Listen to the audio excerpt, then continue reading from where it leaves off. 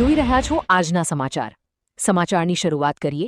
શરૂઆતમાં એસબીઆઈ બેંકમાં લૂંટની જે ઘટના સામે આવી તેનાથી સુરતના વરાછામાં બંદૂકની નોક પર બેંકમાં લૂંટ થાય છે. એસબીઆઈ બેંકમાં અંદાજી 50 લાખની લૂંટ થતા નથી, 5 જેટલા શખ્સો હથિયાર સાથે લૂંટ ચલાવે છે. બેંકમાં કર્મચારીઓને બંધક બનાવીને લૂંટ. આ બેંકમાં લૂંટની ઘટના અને સીસીટીવી પણ સામે આવી ચૂક્યા છે, જેમાં પોલીસે તમામ વિસ્તારમાં નાકાબંધીને આદેશ આપ્યા છે. પછી સીસીટીવી ફૂટેજમાં જોઈ શકાય છે કે કેવી રીતે એક શખ્સ તેના ખિસ્સામાં બંદૂક સંતાડતો નજર પડે છે. તેની સાથે તેના સાખીરતાઓ પણ છે. પોલીસ તપાસમાં ખુલાસો થયો છે કે સાથી લૂંટારાની ટોળકી બેંકના એલાર્મ સિસ્ટમ બંધ કરીને બેંકમાં આવેલા ગ્રાહકો અને બેંકના કર્મચારીઓનો ફોન છીનવી લઈને આ લૂંટ હાથરી હતી. મહત્વનું છે કે બેંકની બહાર મેટ્રોનું કામ ચાલતું હોવાથી લોકોની અવરજવર પણ ઓછી હતી, જેનો લાભ લૂંટારાઓને મળી ગયો. ત્યારે ફરિયાદીનું કહેવું છે કે તેઓ રોકડ લઈ જવા માટે બેંકની બહાર કારમાં જ બેઠા હતા, પરંતુ ક્યારે લૂંટ થાય. હાલ ક્રાઇમ બ્રાન્ચ, એસઓજી અને જેસીબી સહિતની ટીમોએ સુરતના તમામ વિસ્તારોમાં નાકાબંધી કરીને ફરાર શખ્સોને શોધવા કાર્યવાહી હાથ ધરી છે.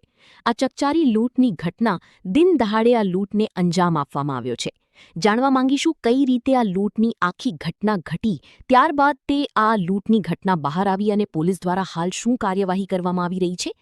ભર બપોરે સુરતના વરાછા વિસ્તારમાં આવેલી એસબીઆઈમાં બેંકની અંદર 5 જેટલા લૂંટારાઓ છે તે ક્યાં જ્યારે પ્રવેશ કરે છે અને ત્યારબાદ આખી જે બેંકને છે તે માથે લે છે. એટલે કહી શકાય આખી બેંકને પોતાની જાળની અંદર જે ફસાવે છે. એટલે તમામ જે 5 ઈસામો છે તેમની સાથે હથિયાર હોવાનું જે માલુમ પડી રહ્યું છે, અને જે 2 વ્યક્તિઓ છે તેમની પાસે રિવોલ્વર હોવાનું પણ અત્યારે સીસીટીવીની અંદર સ્પષ્ટપણે જોવા મળી રહ્યું છે. એટલે કે આ 5 લૂંટારાઓ છે જ્યારે બેંકની અંદર પ્રવેશ કરે છે ત્યારે સૌપ્રથમ જે બેંકના કર્મચારીઓ અને બેંકની અંદર હાજર જે ગ્રાહકો છે તેમને બાનામાં લેવામાં આવે છે, અને ત્યારબાદ જે રીતે 55 લાખ રોકડ રકમ જે છે તે અલગ અલગ જે થેલા છે તે થેલાની અંદર ભરી અને ત્યારથી ફરાર થઈ જાય છે. સૌથી મહત્વની વસ્તુ એ છે કે અલગ અલગ 2 બાઇક ઉપર આવેલા 5 જેટલા ઈસામો જે અંદાજિત 55 લાખની જે લૂંટ ચલાવી અને ફરાર થઈ ગયા હતા. કારણ સૌથી મહત્વની વસ્તુ એ છે કે જ્યારે બેંકની જે ગાડી છે, જ્યારે ઉપર રૂપિયા મૂકવા આવે છે તે સમયે જ્યારે વ્યક્તિ જ્યારે ઉપર આવે છે અને તે દરમિયાન રેકી જાણે કરી હોય તે રીતે જ આ લૂંટ ચલાવી. કારણ કે સુરતના લંબે હનુમાન રોડ પર આવેલા આ જે એસબીઆઈ બેંક છે તે બેંકની જ એક્ઝેટ બહાર એટલે કોમ્પ્લેક્સની બહાર જે છે તે મેટ્રોનું જે કામગીરી ચાલી રહી છે, જેના કારણે આખો રોડ બ્લોક છે. લોકોની અવરજવર કરવી ઓછી હોય છે અને તેનો જ લાભ આજે આ લૂંટારા ઉઠાવે છે. છેલ્લા 3-4 દિવસથી જાણે રેકી કરતા હોય તે રીતે બપોરના સમયે જ્યારે બેંકની અંદર પ્રવેશ કરે છે અને બેંકની અંદર જે એલાર્મ હોય છે તે એલાર્મ પણ છે કટઆઉટ કરે છે, જેથી જ્યારે લૂંટ ચાલે ત્યારે કોઈ અધિકારી બટન દબાવી અને એલાર્મ ન વગાડે, જેથી પોલીસને જાણ ન થાય. એટલે આખું આયોજન એ રીતે જ આજે લૂંટ ચલાવવામાં આવી હોવાની હકીકત સામે આવી છે.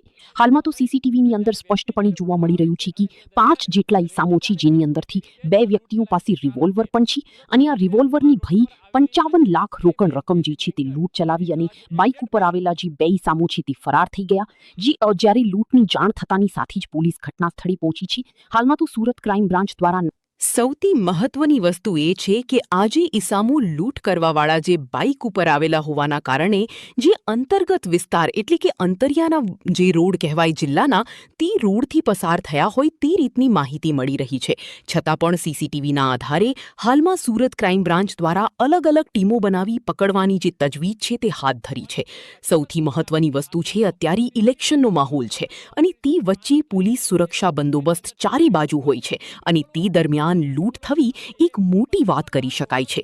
હાલમાં તો સુરત પોલીસની જે ટીમો છે, જેસીપી કક્ષાના અધિકારીઓ છે તે પણ ઘટના સ્થળે પહોંચ્યા હતા, કારણ કે ઉલટ તપાસ છે. જે ફરિયાદી છે, જે સાથે બીજા કેટલાય લોકો છે તેની પણ ઉલટ તપાસ કરવામાં આવી રહી છે, કારણ કે ક્યાંક ને ક્યાંક કોઈ અંદરનો કોઈ જાણભેદો છે કે નહીં તે પણ દિશાની અંદર પોલીસ તપાસ કરતી હોય છે. કારણ કે જ્યારે પણ લૂંટ બનતી હોય છે ત્યારે અંદરનું જ વ્યક્તિ ક્યાંક ને ક્યાંક શંકાસ્પદ ભૂમિકામાં તેની જે ભૂમિકા જોવા મળતી હોય છે. ત્યારે આ લૂંટની અંદર કોઈ બહારનું વ્યક્તિ છે કે અંદરનું વ્યક્તિ છે, તમામ બાબતને લઈને પોલીસ દ્વારા તપાસ શરૂ કરવામાં આવી છે. સૌથી મહત્વની વસ્તુ ભર બજારે આ રીતે બપોરના સમયે જ્યારે બેંકને બંધક બનાવી અને વરાછા વિસ્તાર છે કહી શકાય છે, તેને ભયંકર વિસ્તાર કહી શકાય.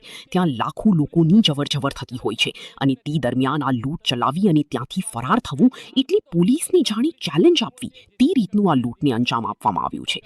આ ખરેખર ચિંતાવનારી પરિસ્થિતિ છે, કારણ કે થોડા દિવસે એક તો આ લૂંટને અંજામ આપવામાં આવે છે. ભરચક વિસ્તાર હતો, ત્યાંથી આ બાઇક સવાર છે, લૂંટારો છે. આપ જોઈ રહ્યા છો અહીંથી નાસ્તો તેઓ પણ જોઈ શકાય છે. બાઇક લઈને આવ્યા હતા લૂંટ ચલાવવા માટે, અને જે પ્રકારે તેઓની લૂંટ ચલાવી છે આરામથી, તે પ્રકારે જાણે કે પહેલેથી જ તે વખતે રેકી કરી રહ્યા હોવાનું સામે આવી રહ્યું છે.